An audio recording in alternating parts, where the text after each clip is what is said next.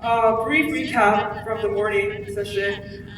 Shape-driven clients for liners would be the traditional plaster-based clear liners, where we cut the teeth and move those teeth as where we want them to be, and then we just use a thermoform sheet suck down apparatus to make the clear liners. And nowadays, digital technology has evolved, and we have different types of digital tools, such as intraoral scanners instead of LCD impression, to take the impression of our teeth, of our patient's teeth, and design in the digital space and create a force system mainly by using attachments and other features that I'll be discussing about. To create a force system that will move the tooth where we want them to be. And this is a more precise system than just displacing the teeth where we want our teeth to go, So the three key innovations behind Invisalign treatment is Smart Force. Actually, the material is called Smart Track material, and the Smart Force features and Smart Stage technology. So Smart Track is, as everyone knows, is a new material that Align developed after years of R&D to deliver a force that is very constant compared to the other types of thermoform sheets. And Smart Force features, there are many different features for Smart Force features, and they are optimized attachments, you see here, power ridges, and the latest technology is Smart Force aligner activation. So aligner activation is, they change the shape of the aligner instead of using attachments. So Invisalign is also trying to get rid of those attachments because they're very unaesthetic, as we all know, and it takes time to bond these attachments, and they fail, right? So they are putting more energy into R&D to develop a system that minimizes the use of attachments, and I will discuss about this in the latter part of the presentation. And third is Smart Stage. So Smart Stage means you stage the movement in a smart way, obviously, which means that you're moving certain types of teeth one at a time to bring about the most accurate results, as we have planned in the clip check. So first is Smart Track material. It's a multi-layer. That's the most distinguished feature for the Smart Track material. It's a multi-layer, transparent material engineered over 8 years time with over 260 material variations developed and evaluated. And this material exerts gentle, constant force that enables doctors to better control the movements. And I'm sure a lot of the doctors here have already seen this graph of the force decay for the Smart Track material compared to EX30, which is a previous material that Invisalign used, and other copolyester materials by other companies. So it's important that, yeah, I know in the morning I've heard lectures by Graphy, and the force system is a little bit different because that's a whole different material, but still among the thermoformed aligner materials, I think Smart Track delivers a very constant force, and there's very little plastic deformation, so it makes treatment very, very easy compared to the conventional suck-down thermoformed aligners.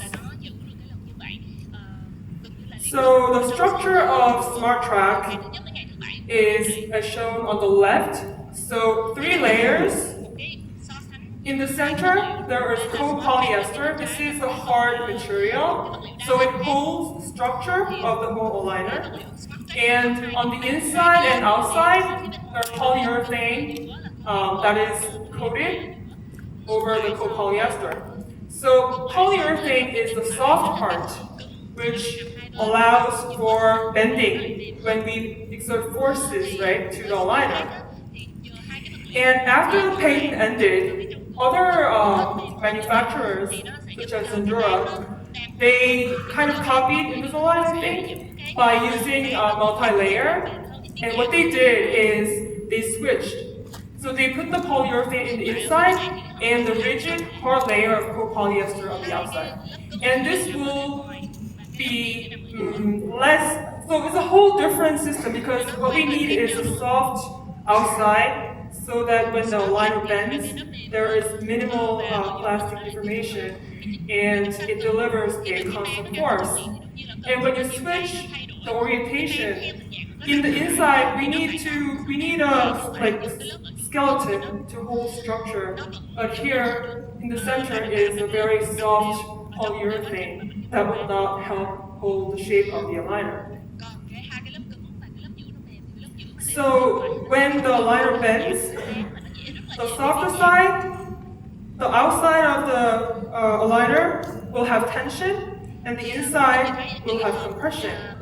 And that's where we need high elasticity, not in the inside. Okay? And in the center, we need a hard, rigid material for structural stability. And this is what makes Invisalign a very a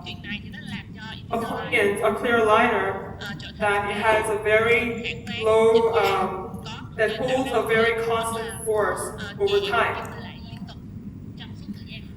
So I want you to remember that Invisalign creates force. It creates a force system to move teeth to a desired position. It's not a shape-driven appliance, it's a force-driven appliance.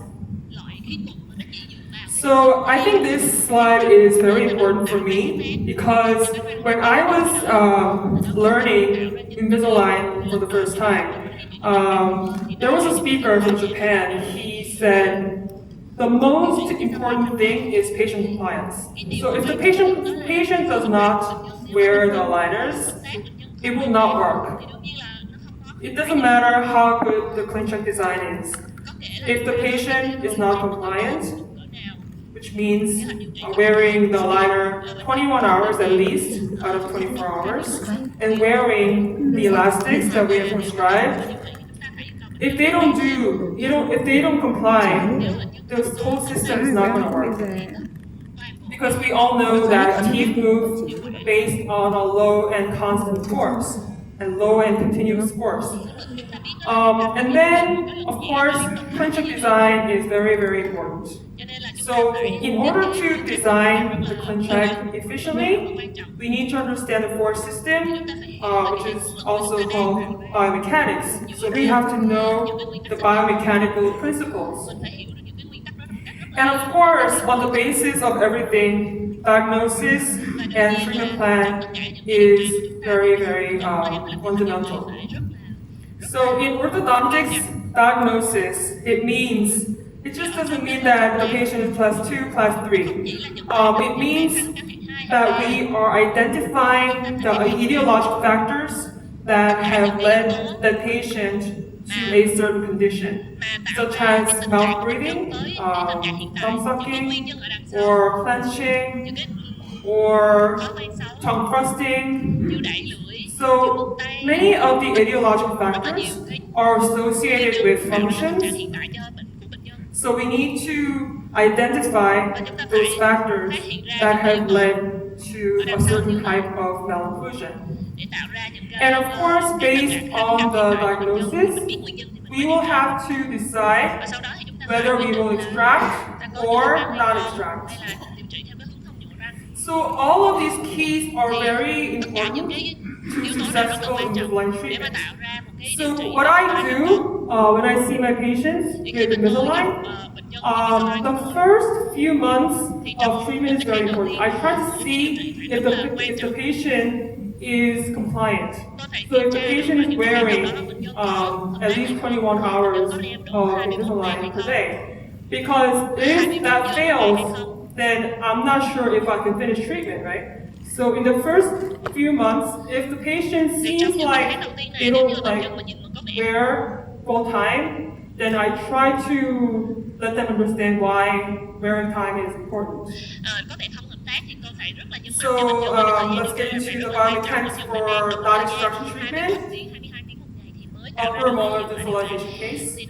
Class 2, she came with a chief complaint of lip protrusion. But as you can see, she has a very convex profile with a very small mandible, lower face. And she has a slight open bite with a large overjet.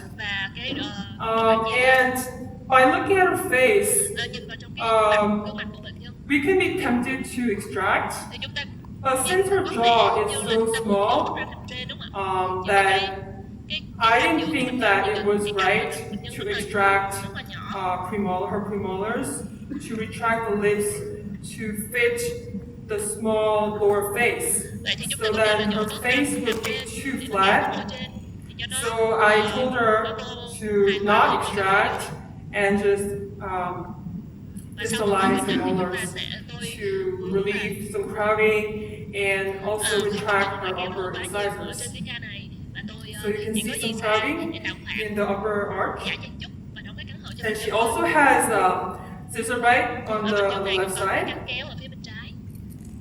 This is her lateral staph, small mandible, confined incisors, panoramic radiograph. She has third molars impacted.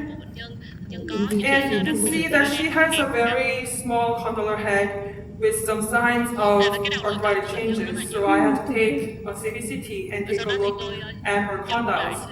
And you can see here that her condylar head is very small, very flattened, and maybe she has some arthritic changes earlier. But at that time, I could see that she had a cortical bone lining that was intact. So I concluded that her condyles were stable. So I planned for non-extraction treatment and distalized the upper molars sequentially. And also I corrected the scissor bite. And you can see that I placed some bite rams.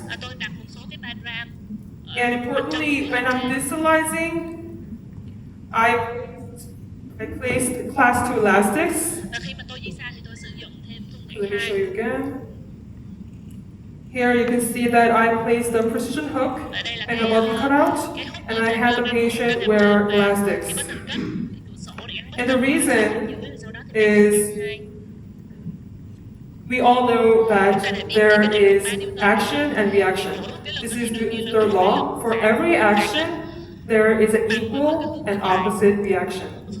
So if I am applying a force to distalize the upper molar one by one sequentially, there is the same amount of force but in the opposite direction on the rest of the teeth. So the rest of the teeth have a force, have a mesializing force. So what I have to do is fight this force because I don't want protrusion, right? So what I did is I had the patient wear class elastics. And we call this movement of the anterior teeth anchorage loss. So anchorage is defined as resistance to unwanted tooth movement. So in order to prevent the unwanted movement of incisor proplanation while I was distalizing, I had the patient wear class 2 elastics. And the left is the initial scan, and on the right is after I finished molar distalization. Since the patient was really compliant with wearing the appliance as well as the elastics, the molar distalization was really very efficient. You can see that the molar keys been corrected to class 1. But there was one small problem. So on the right side, if you look at the first molar, lower first molar, it looks fine. But on the left side, if you look here, the lower first molar on the left side showed mesial tipping because of the elastics. I'll show you in a second. Yeah. Here you can see that the lower first molar is mesially tipped from initial. So I had to correct this problem. So this is the additional liner. And also, I wanted to fully retract her incisors, or her upper incisors. So I decided to use tags to maximally retract her upper incisors. So what I did is I placed power ridges on her upper canines. You can see here. These are the power ridges. And I plan for placing a tag in the upper posterior area. And this time, I am fully retracting the upper incisors, and I'm also correcting the angulation of the lower molars. So this is the clean check for her second set of aligners. So I placed tags. So by using tags, I'm going to fight the reaction forces. As we are distalizing, the anterior part is not going forward. So I'm connecting a power chain here from the tag to the power arm.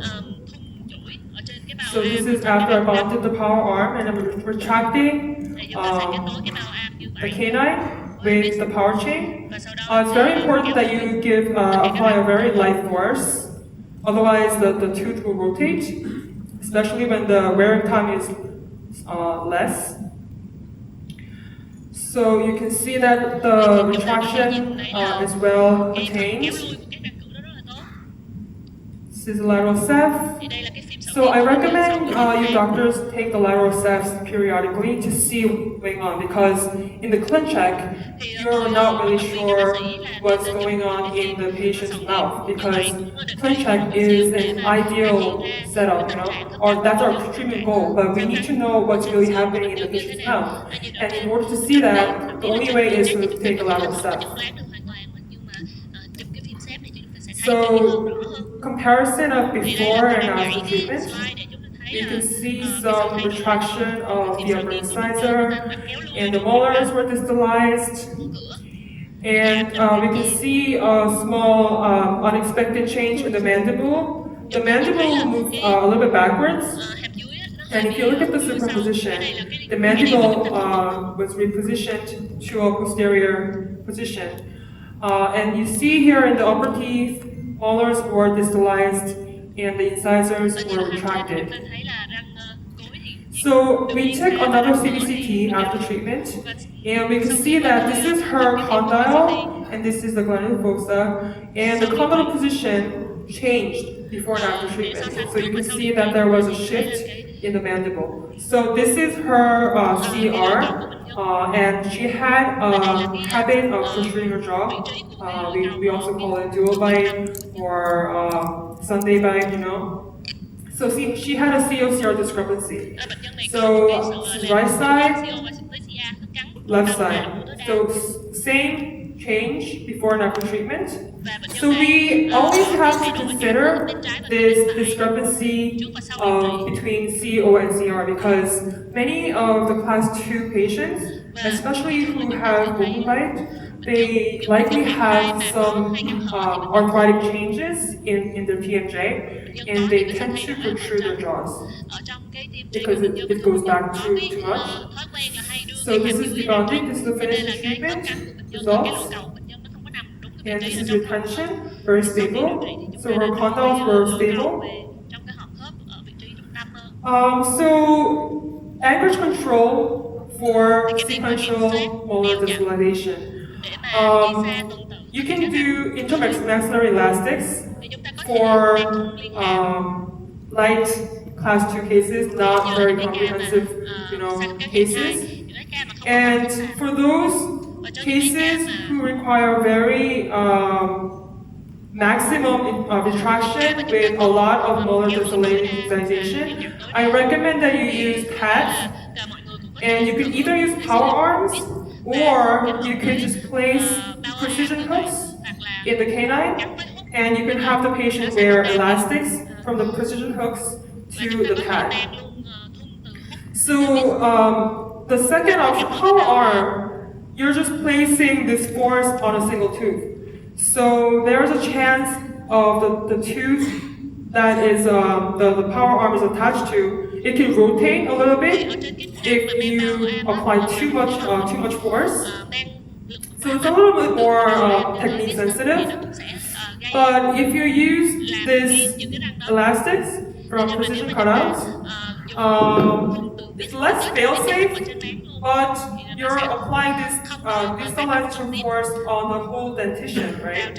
So you would need a heavier force to control the loss of anchorage. So the first level that I use for intermaxillary elastics is I usually use 1/4 inch light wire, and in some cases I use heavy. And for power arms, I try to measure the force, and I try to keep it between 120 and 130 grams. And if I'm using elastics to connect it to the pad, I use 1/4 inch, 6 ounce. That would be heavy elastics. So you need heavier force if you are trying to retract the whole dentition and prevent the interiors from complining.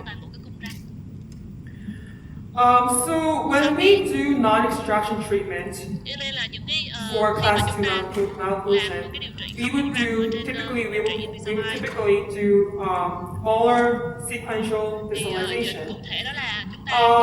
Personally, I think it's very technique sensitive. It's kind of difficult because it's very easy to lose anchorage, which means that the incisors procline easily if we don't have a good anchorage control. So anchorage is very, very critical, and that's why I recommend that you doctors take the lateral ceph periodically to check how the incisors are moving.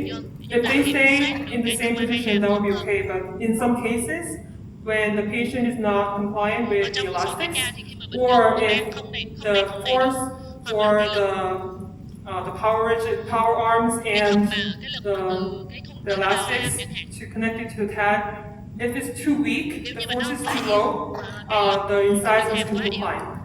So please check maybe every 6 to 9 months to see how the incisors are moving.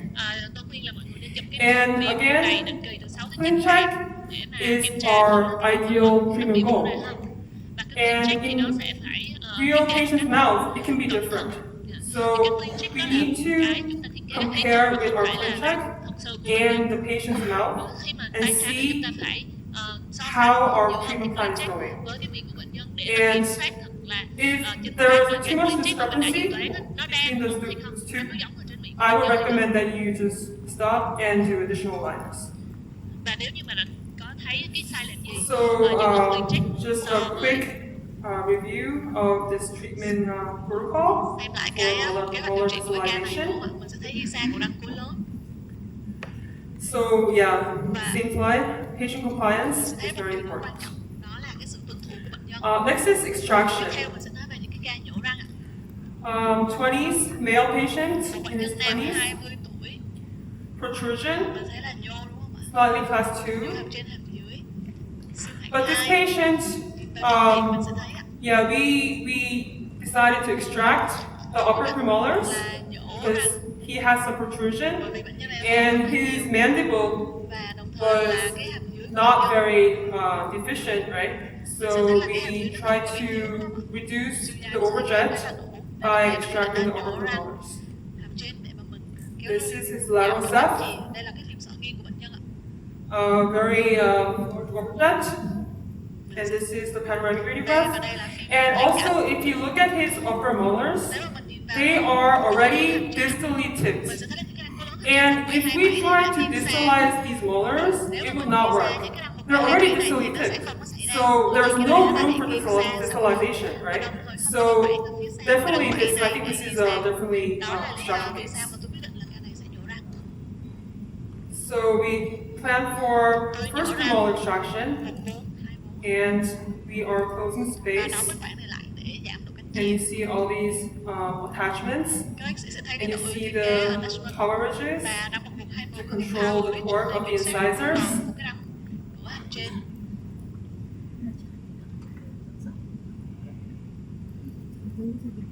So when you plan for a clean check, this is the normal sequence that I use.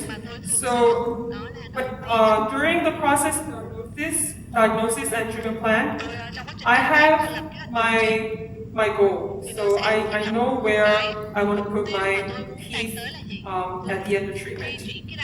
And in order to get that treatment, I would understand which types of force system I need to design. And I apply that force system to the clean check. So if you look at the clean check, on the bottom left, there is a menu called Tables, and if you go to that icon, if you click, you can see the tooth movement table. And it shows the amount of tooth movement for each tooth. The amount of extrusion, intrusion, translation, buccal, lingual, translation, mesophyseal, rotation, angulation, and inclination. And if you see the top row, these are the tooth numbers. And you can see here the blue shaded teeth. And those teeth mean that align did something in their aligners. So that's called aligner activation. And you can see here upper incisors, you see a blue shaded area. So we know that there is some features, a specialized feature for controlling the torque of the incisors. And also in the lower front teeth, you can see that there are blue shaded areas. You can see in the clean check that, sorry, I'll show you the clean check one more time. We have intruded the lower incisors, so they have applied some special feature for lower incisor intrusion. And I will discuss about it later. And you can see the power ridges for torque control. And I will show you how the treatment went. This is after premolar extraction. And I actually planned for maximum anchorage. So I placed tabs, but in the middle I just cut it because I didn't think that I needed maximum anchorage. So we're retracting the incisors, and you can see that the molar angulation is already distally tipped, so it's not indicated for molar distalization. So this is in the middle. This is 9 months after the initial lateral set to see how treatment is going. And this is the superposition, and you can see that the upper incisor is well controlled, the torque is well controlled. We call it control tipping. And the lower incisors are kept vertically, and almost no signs of vertical bowing. The patient was really compliant, and that is one of the reasons that the treatment was successful. And this is after maybe about one year.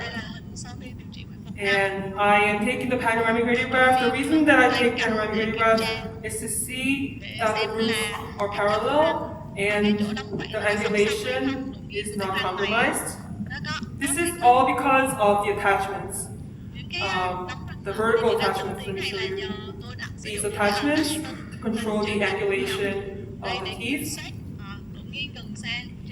And this is towards the end of treatment. Yeah. So you can see that his protrusions improved. See the smile, the smile.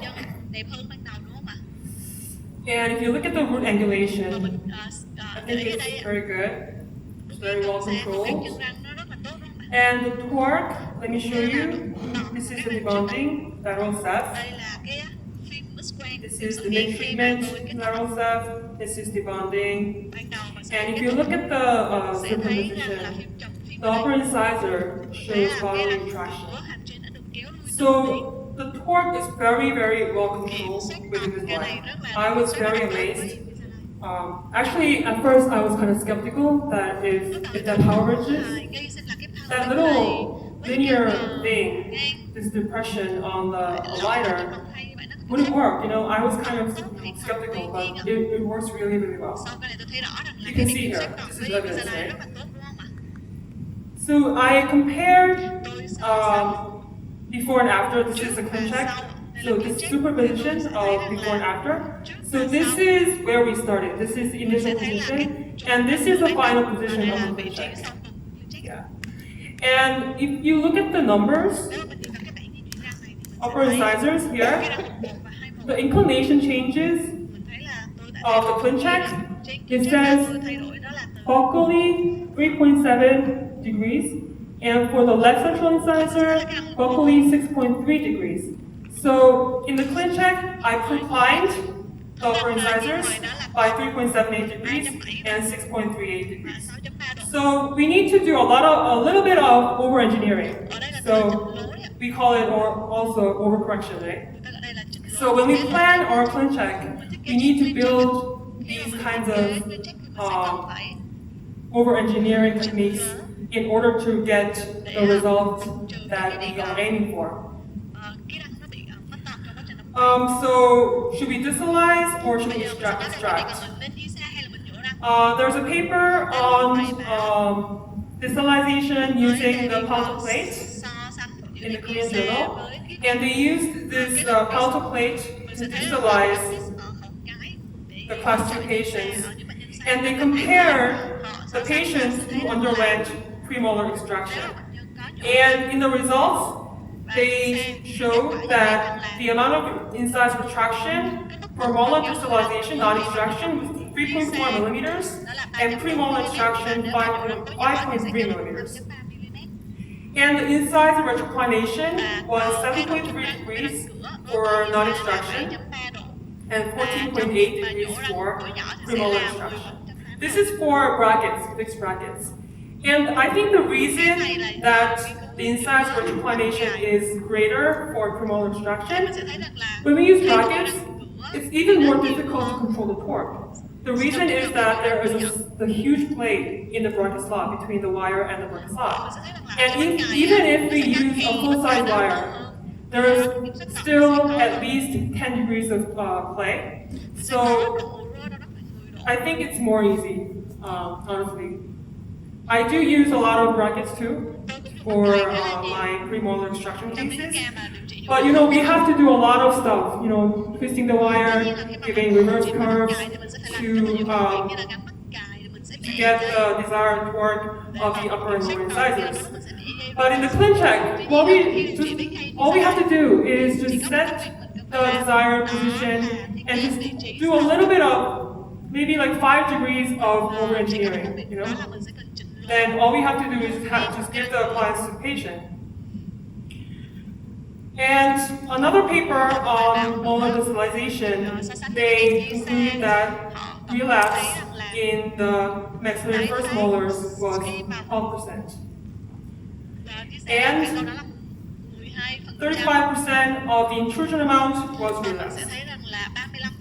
So they showed in their figure that the patients had a mean distalization of 3.37 millimeters, but they relapsed by about 12%, and they also intruded the molars by 1 millimeter for the second molar, and about 30% was relapsed.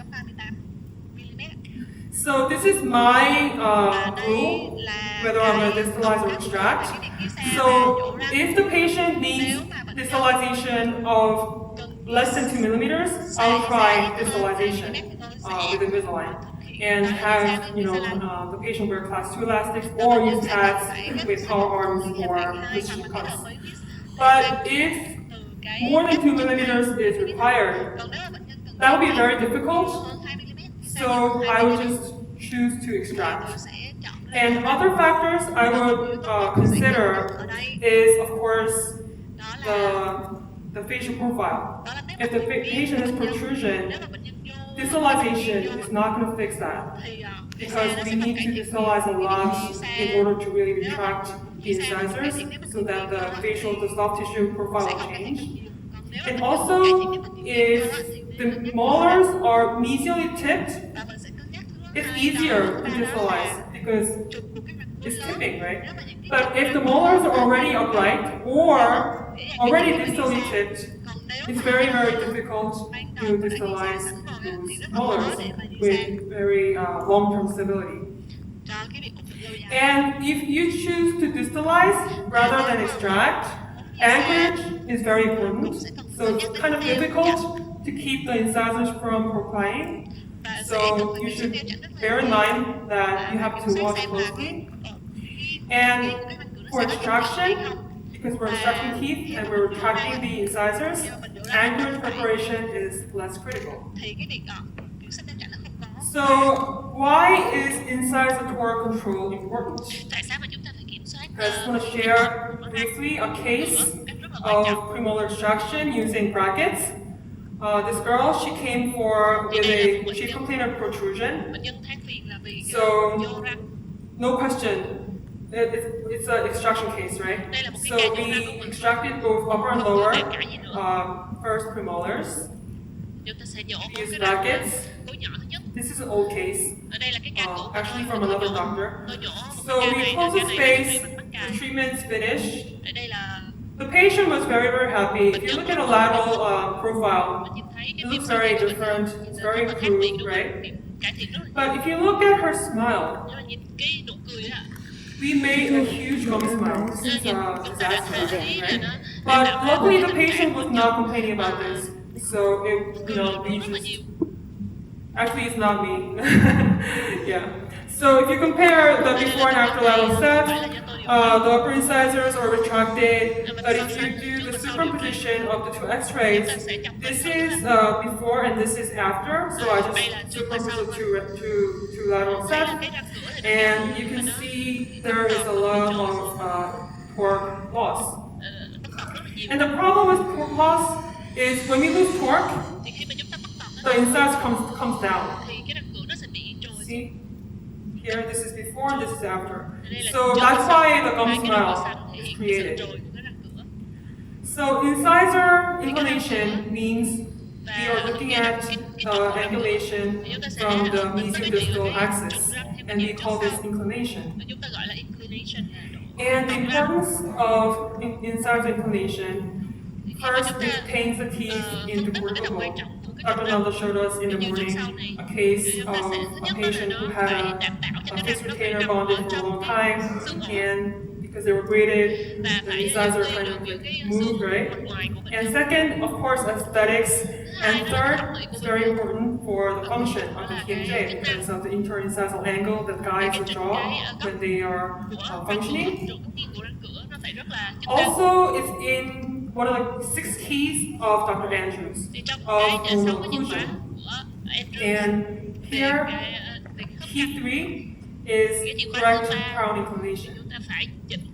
So if you look up his paper, his original paper, Dr. Andrews' paper, he shows in this figure that a normal incisor inclination is very, very important.